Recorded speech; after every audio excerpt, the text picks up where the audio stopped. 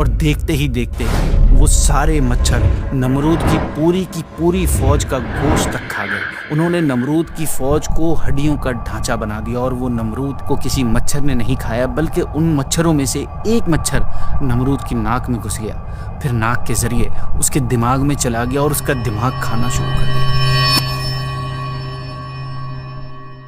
ناظرین، آپ نے کئی خطرناک بیماریوں کے بارے میں سنا ہوگا، وہ بیماریاں جو انسان کو شدید تکلیف میں ڈال دیتی ہیں، جیسے کینسر ہے، ایڈز ہے، برین ٹیومر یا اس ٹائپ کی اور بیماریاں۔ لیکن آج میں آپ کو ایک ایسی انوکھی اور خطرناک اور تکلیف دہ بیماری کے بارے میں بتاؤں گا جس کے بارے میں شاید آپ نے پہلے کبھی نہ سنا ہو۔ یہ تکلیف جس انسان کو ہوئی تھی، اس کی زندگی اس کے لیے عذاب بن گئی تھی۔ اس بیماری نے اسے دنیا کے سامنے ذلیل و رسوا کر کے رکھ دیا تھا۔ یہ بیماری اتنی عجیب تھی کہ دنیا بھر کے ڈاکٹرز اور سرجن مل کر بھی اس کا علاج نہیں کر پا رہے تھے، اور یہ بیماری کسی عام شخص کو نہیں بلکہ ایک ایسے انسان کو ہوئی تھی جس کے پاس دنیا کی بے پناہ دولت تھی، جو دنیا کے امیر ترین اور طاقتور ترین لوگوں میں شمار ہوتا تھا۔ یہ شاید یہ کہہ لیں کہ وہ اس وقت دنیا کا سب سے طاقتور انسان تھا۔ لوگ جس کے سامنے بات کرنے سے کپ کپاتے تھے، ناظرین، وہ بندہ کوئی اور نہیں بلکہ دنیا کا بادشاہ نمرود تھا۔ وہی نمرود جس نے اپنی طاقت، دولت اور غرور کے نشے میں خدا ہونے کا دعویٰ کر دیا تھا، جس نے خدائی لشکر سے جنگ کرنے کا ارادہ کیا تھا۔ وہ نمرود جو ایسی خطرناک بیماری کا شکار ہوا تھا، اس کا علاج دنیا کے کسی ڈاکٹر، کسی میڈیسن یا کسی جادوگر کے پاس نہیں تھا۔ اس بیماری نے نمرود کو نہ صرف جسمانی تکلیف پہنچائی تھی بلکہ اس کے غرور اور تکبر کو بھی خاک میں ملا دیا تھا۔ آخر یہ بیماری، یہ تکلیف کیا تھی؟ اور سب سے بڑھ کر کویسچن کہ نمرود جیسے بڑے بادشاہ کو یہ بیماری کیسے ہوئی تھی؟ یہ جاننے کے لیے آپ کو آج کی ویڈیو اینڈ تک دیکھنی ہوگی، جہاں میں آپ کو بتاؤں گا کہ خدائی دشمن نمرود کون تھا اور قدرت نے کس طرح اس کے غرور کو ایک چھوٹی سی مخلوق کے ذریعے خاک میں ملا دیا تھا۔ اسے اللہ پاک نے پوری دنیا کی بادشاہت عطا فرمائی تھی۔ اس کے اسٹیٹ کا کیپٹل بابل تھا۔ بابل یعنی بیبلون ایک پرانا شہر تھا جو آج عراق میں واقع ہے۔ آج کے دور میں یہ شہر حلہ کے قریب ہے، جو عراق کے کیپٹل بغداد سے آلموسٹ 85 کلومیٹر ساؤتھ میں ہے۔ یہاں آپ کی ایک نالج میں اضافہ کرتا چلوں کہ دنیا میں کل 4 بادشاہ ایسے گزرے ہیں جنہیں پوری دنیا کی بادشاہت ملی۔ ان میں 2 مومنین تھے اور 2 کافر۔ مومن تو حضرت سلیمان علیہ الصلاۃ والسلام اور حضرت ذوالقرنین رضی اللہ تعالیٰ عنہ ہیں، اور کافر ایک بخت نصر جس کا لقب شداد بن عاد ہے۔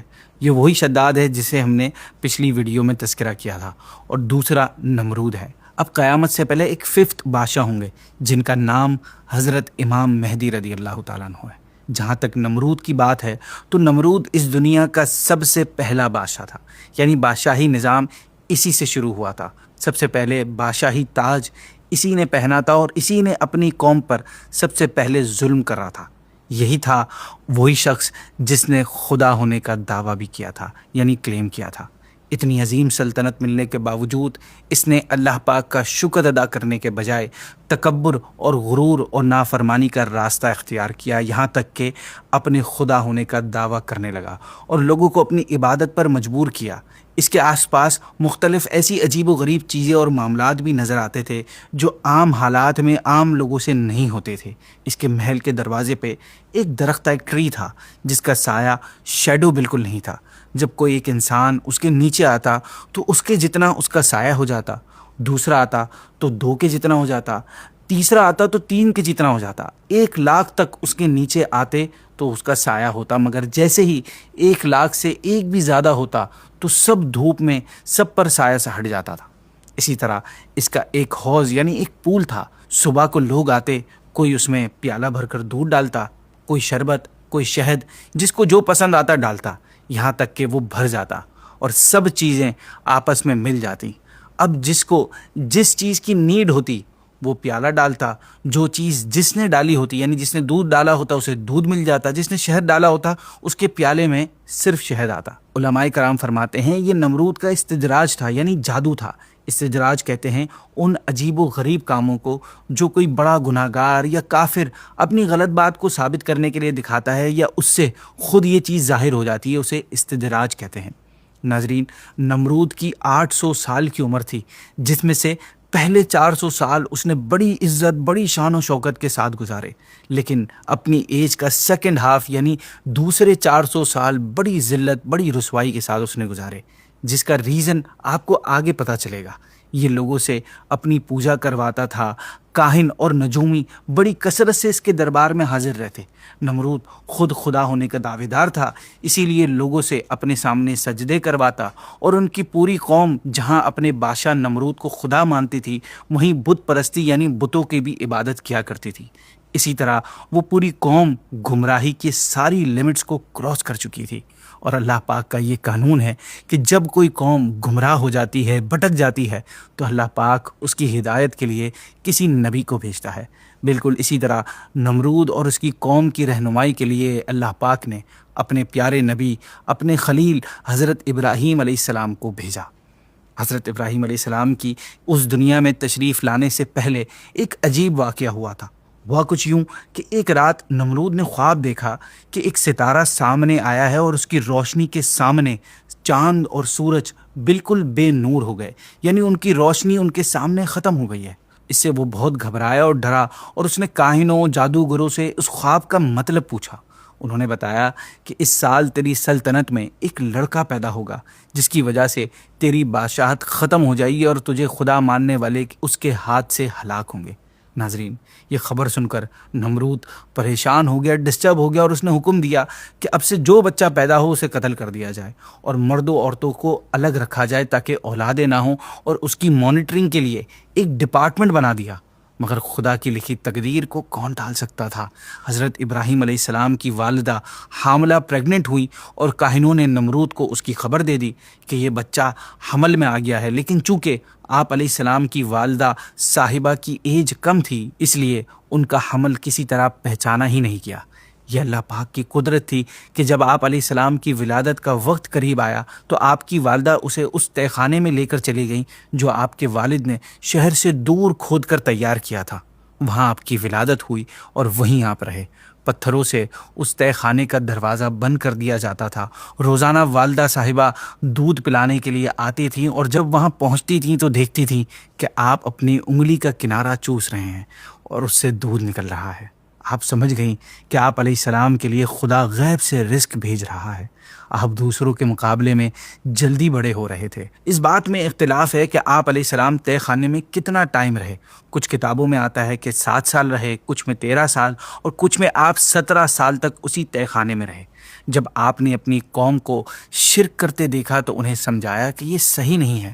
آپ نے دین حق کی تبلیغ شروع فرمائی اور لوگوں کو اللہ وحدہ لا شریک کی عبادت کی طرف بلایا، مگر قوم نے آپ کی بات نہ مانی۔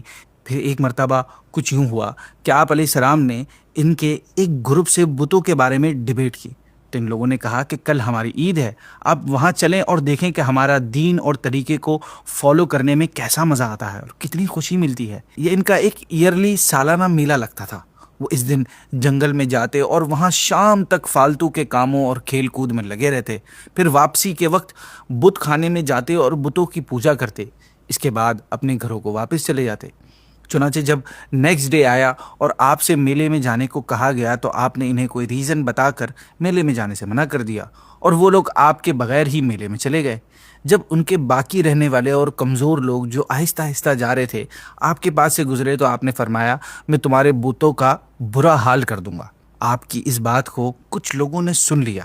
اس کے بعد آپ بت خانے میں گئے اور ان سب بتوں کو توڑ کر ٹکڑے ٹکڑے کر دیا، لیکن ان کے بڑے بت کو چھوڑ دیا اور کلہاڑا اس کے کندھے پر رکھ دیا، اور یہ کرنے کا آبجیکٹو یہ تھا آپ کا کہ قوم والے اس بڑے بت سے پوچھیں کہ ان چھوٹے بتوں کا حال کیسے ہوا، یہ کیوں ٹوٹے پڑے ہیں، اور کلہاڑا تیری گردن پہ کیسے رکھا ہے۔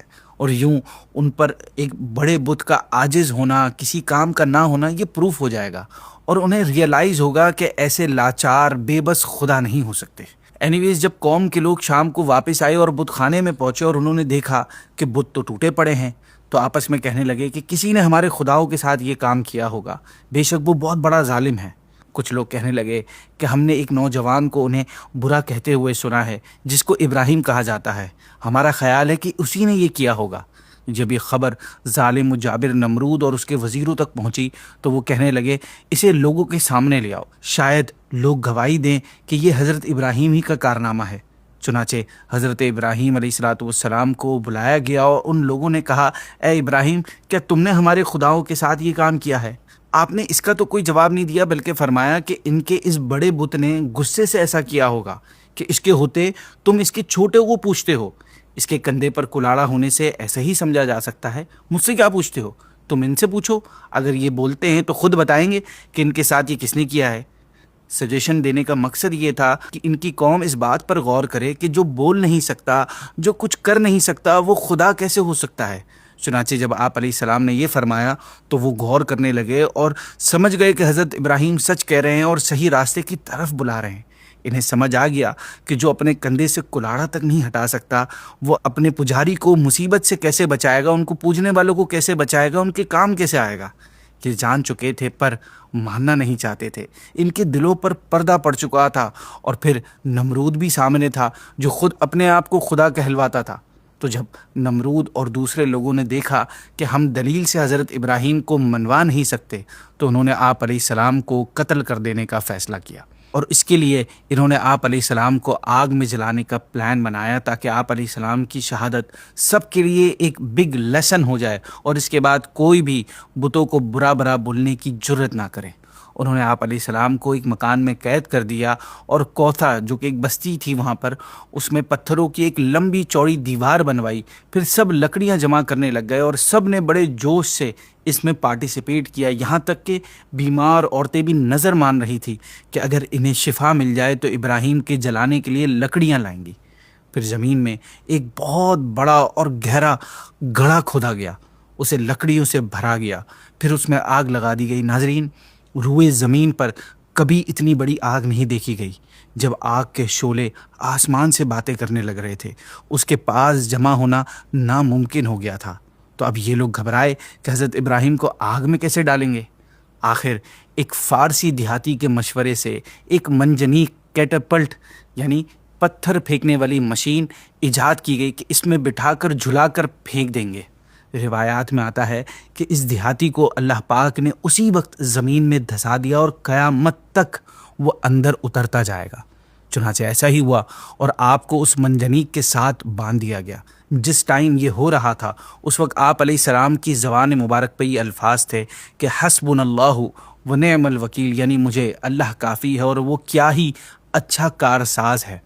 جبریل امین علیہ السلام آپ کے پاس آئے اور عرض کی کہ آپ مجھ سے کچھ چاہتے ہیں؟ آپ نے فرمایا تم سے نہیں۔ جبریل امین نے عرض کی تو اپنے رب سے سوال کیجئے۔ آپ نے فرمایا میرا رب جانتا ہے کہ میں کس حال میں ہوں۔ یہاں ایک بات ذہن میں رہے کہ اس وقت آپ علیہ السلام کا مصیبت دور کرنے کے لیے دعا نہ کرنا اور جو ہو رہا ہے اس پر اللہ سے راضی رہنا، یہ ان کا اللہ سے تعلق اور اللہ سے محبت کی وجہ سے تھا۔ وہ ایک نبی کے اللہ پر ایمان اور امتحان کا معاملہ تھا۔ رب جلیل کو اپنے خلیل کا مقام دنیا والوں کو بتانا تھا، ہر حال میں اللہ سے راضی۔ لیکن ہمارے لیے مصیبت اور امتحان کے وقت دعا کرنے کا حکم ہے۔ Anyways let's come back to the topic. آخرکار جب لوگوں نے بلڈنگ کے کنارے تک آپ علیہ السلام کو بلند کیا تو آپ علیہ السلام نے سر اٹھا کر آسمان کی طرف دیکھا۔ روایات میں آتا ہے کہ اس وقت آسمانوں، زمینوں، پہاڑوں اور فرشتوں نے سب نے اللہ پاک سے فریاد کی کہ اے اللہ، تیرے نام کو بلند کرنے کی سزا میں تیرے خلیل کو جلایا جا رہا ہے، تو ہمیں اجازت دے کہ ہم ان کی مدد کریں۔ اللہ پاک نے فرمایا مجھے یہ بات معلوم ہے، اگر وہ تمہیں پکارے تو تم اس کی مدد کرنا۔ جب حضرت ابراہیم نے آسمان کی طرف نظر اٹھائی تو عرض کی اے اللہ، تو واحد ہے اور میں زمین میں تنہا ہوں، اور زمین میں میرے علاوہ اور کوئی بندہ ایسا نہیں جو تیری عبادت کرتا ہو۔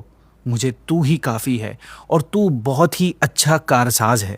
اس کے بعد اللہ پاک کے خلیل کو جلنے کے لیے آگ میں ڈال دیا گیا۔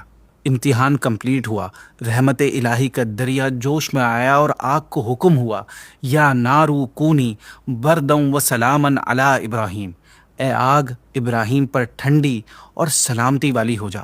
حکم ملتے ہی آگ نے اپنی فطرت ہی چھوڑ دی، روشنی تو باقی رہی مگر اس کی گرمی ختم ہو گئی۔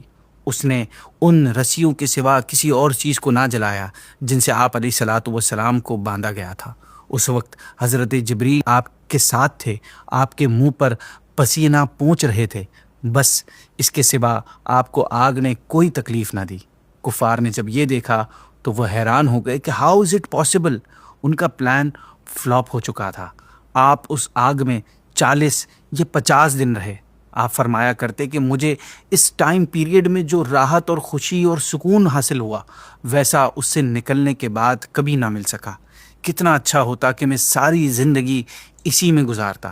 تفسیروں میں آتا ہے کہ اس دن جو جانور نکلا وہ آپ کی آگ کو بجھانے کی کوششیں کرتا، سوائے چھپکلی کے کہ یہ بڑھانے کے لیے پھونک مارتی تھی، اسی لیے اسے مارنے کا حکم ہے۔ اینی ویز ناظرین، آپ علیہ السلام جب سلامتی کے ساتھ آگ سے باہر تشریف لے آئے تو کفار کو پھر سمجھایا اور توحید کی دعوت دی اور ایمان نہ لانے کی صورت میں انجام سے بھی ڈرایا۔ اس واقعے کے بعد وہ گزرتا رہا۔ کچھ عرصے بعد علاقے میں قحط پڑ گیا اور اس وقت گلے یعنی کھانے پینے کی چیزیں نمرود کے قبضے میں تھی، سو لوگ اس کے پاس جاتے اور غلے لے آتے۔ حضرت ابراہیم بھی اسی مقصد سے اس کے پاس تشریف لے گئے۔ وہاں آپ علیہ السلام اور نمرود کی ڈیبیٹ ہوئی۔ نمرود آپ کے عقائد اور دعوت کے بارے میں پہلے سے جانتا تھا۔ اب جب حضرت ابراہیم سامنے آئے تو پوچھنے لگا کہ تمہارا رب کون ہے جس کی طرف تم ہمیں بلا رہے ہو؟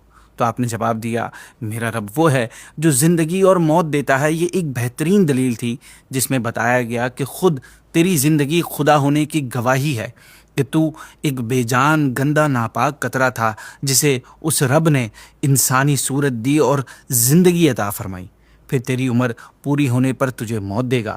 اس دلیل کا جواب نمرود نہ دے سکا کیونکہ اتنی آبویس بات کو وہ کیسے ڈینائی کر سکتا تھا، لیکن کراؤڈ کے سامنے شرمندگی سے بچنے کے لیے اس نے خواہ خواہ کی بحث کر دی۔ اس نے 2 لوگوں کو بلایا، ان میں سے ایک کو قتل کر دیا اور دوسرے کو چھوڑ دیا، اور کہنے لگا دیکھو میں بھی زندہ کرتا ہوں اور موت دیتا ہوں، یعنی کسی کو گرفتار کر کے چھوڑ دینا اس کو زندہ کرنا ہے۔ اس بات میں بے وقوفی کے سوا کچھ نہیں تھا۔ کہاں قتل کرنا اور چھوڑنا اور کہاں موت و حیات پیدا کرنا۔ قتل کیے ہوئے شخص کو زندہ نہ کر سکتا اور قاتل کو سزا نہ دینے کو زندہ کرنا کہنا، یہ اس کی جہالت کے سوا کچھ نہیں تھا۔ وہاں پر موجود عقل مند لوگوں کی نگاہوں میں حضرت ابراہیم اپنی بات ثابت کر چکے تھے اور انہیں اندازہ ہو گیا تھا کہ اس دلیل کا جواب ممکن نہیں ہے، لیکن چونکہ نمرود نے شرم مٹانے کے لیے کچھ نہ کچھ جواب دے ہی دیا تھا اگرچہ وہ غلط تھا، اس لیے حضرت ابراہیم نے اس کو دوسری ایسی دلیل دی جس کا کوئی جواب بھی نہ دیا جا سکتا۔ آپ نے فرمایا کہ سورج جو مشرق یعنی ایسٹ سے نکلتا ہے اسے مغرب یعنی ویسٹ سے نکال دے، یعنی اپنے آپ کو رب کہنے والے تو زندگی اور موت کو پیدا کرنے سے آسان کام ہی کر کے دکھا دے، وہ یہ کہ ایک چلتے پھرتے ہلتے جلتے جسم کی ڈائریکشن آف موشن بدل دے۔ یہ چیلنج سن کر نمرود ہکا بکا رہ گیا اور کوئی جواب نہ دے سکا۔ نمرود جب اس دلیل کو کاؤنٹر نہ کر سکا اور جب ڈیبیٹ میں لاجواب ہو گیا تو اس نے حضرت ابراہیم کو اپنے دربار سے نکال دیا اور اتنے عظیم نبی کی شان میں گستاخی کر ڈالی۔ لیکن اب نمرود کا ٹائم پورا ہو چکا تھا۔ اب اسے ان قریب اس کی ہٹ درمی اور اللہ سے دشمنی کی سزا ملنے والی تھی، لیکن اسے سزا دینے سے پہلے اللہ پاک نے ایک اور آخری موقع دیا اور اس کے پاس انسانی شکل میں ایک فرشتہ بھیجا جس نے نمرود کو اللہ پر ایمان لانے کی دعوت دی۔ لیکن نمرود نے پھر اکڑ دکھائی اور کہنے لگا کہ کون رب؟ خدا تو میں ہی ہوں۔ یہ واقعہ 3 مرتبہ پیش آیا اور ہر بار نمرود نے انکار کر دیا اور خود کو خدا کہنے لگا۔